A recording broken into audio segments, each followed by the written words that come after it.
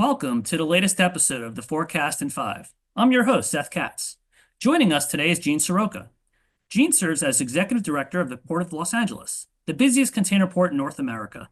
Since Gene's appointment to this position in June of 2014, the port has experienced a series of record-breaking performances.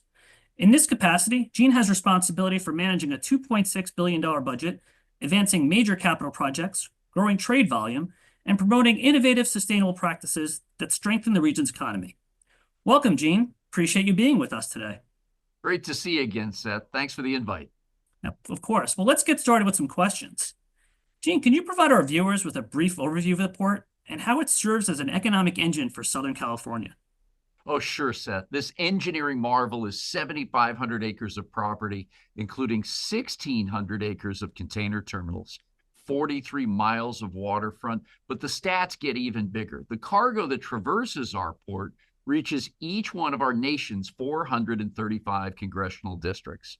Here closer to home in LA, it represents 1 in 15 jobs in the city of Los Angeles and 1 in 9 in the 5-county Southern California region. That means that about 1 million people go to work every day, counting on us to do our job here at the port. Amazing to hear about that impact, Gene. Over the past decade, the port has been at the forefront of revitalization of the LA waterfront and is transforming the harbor shoreline into a world-class visitor destination. Can you share a bit more about this project? Yeah, this started even before I got here. By the end of 2025, over the last 2 decades, the port will have invested more than $1 billion in its LA waterfront. From green spaces to retail, dining, and entertainment, bringing people closer to this industrial theater is the goal. Public access to get folks into the waterfront and witness everything that this port has to offer. A little bit more recently, over the last 10 years, we designed what we call the Public Access Investment Plan, which dedicates 10% of the port's operating income to public access infrastructure projects. And one of the areas that we're so proud of that will open up later this year is the West Harbor Development Complex. It takes over from what many of us as youngsters knew as ports of call, and will have retail, shopping, even a 6,200-seat amphitheater managed by the Nederlander organization. So we're absolutely thrilled to complement all that's been invested so far and our cruise business.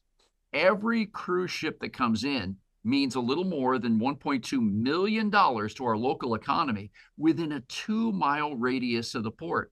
That means the shops, the restaurants, the hotels all benefit from this cruise business, and we're the largest drive market in the country for our cruise operators.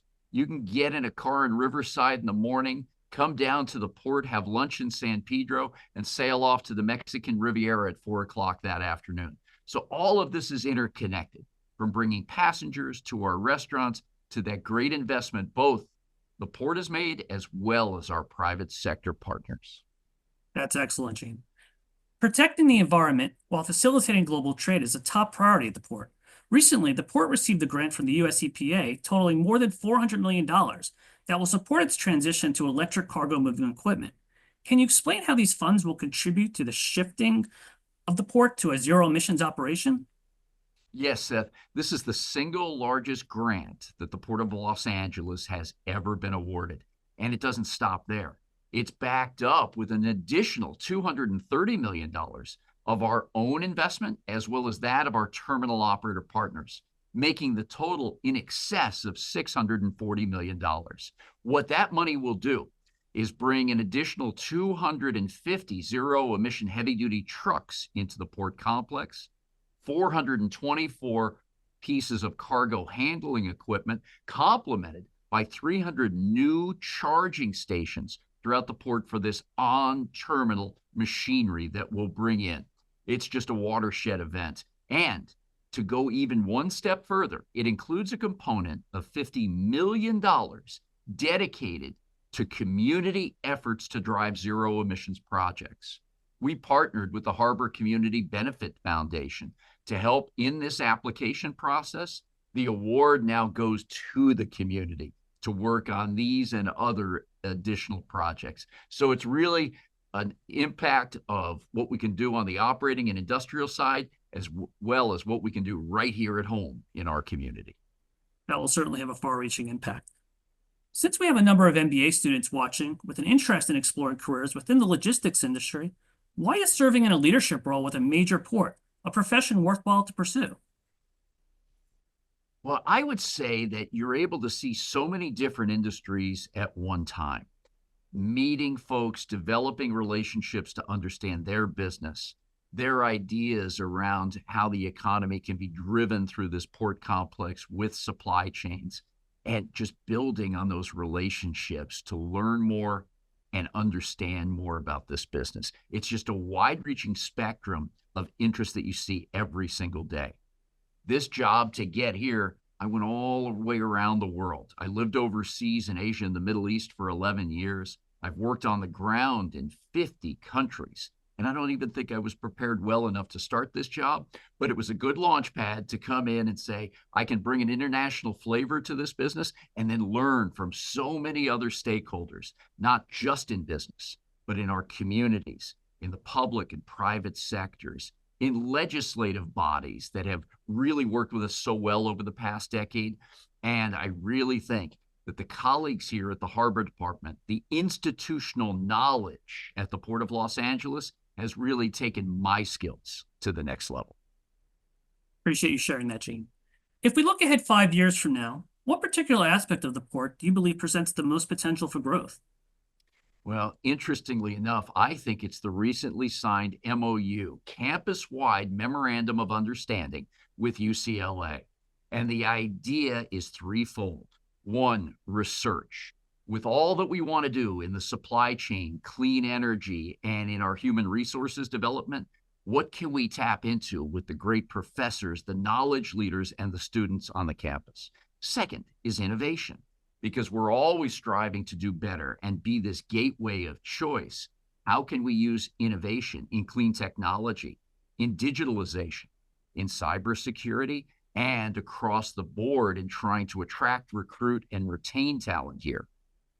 Thirdly is opportunity. Here in this Arbor Enclave, what we've talked about is bringing UCLA closer to the waterfront and bringing this port closer to UCLA. The ability to do that with Marymount College and now what we call UCLA South Bay campus may just be the sweetener to all of this. Having students with curricula designed around supply chain, ports, the maritime industry, and sustainability is going to be key, as well as social and environmental justice. We live in an enclave with about 260,000 residents. Some don't think that a university education is within reach.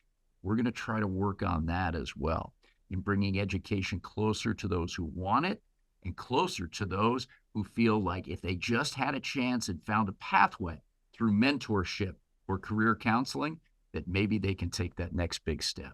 So that's what the next 5 years has in store for this relationship between the campus and the Port of Los Angeles. And I'm so proud that one of the first discussions we ever had was with you talking about what the forecast could do. Sitting on your board has also gotten me to meet other colleagues and others who have an interest in working with this port. So that combination of public, private sector, and education all intersecting here is what has me running to work every day.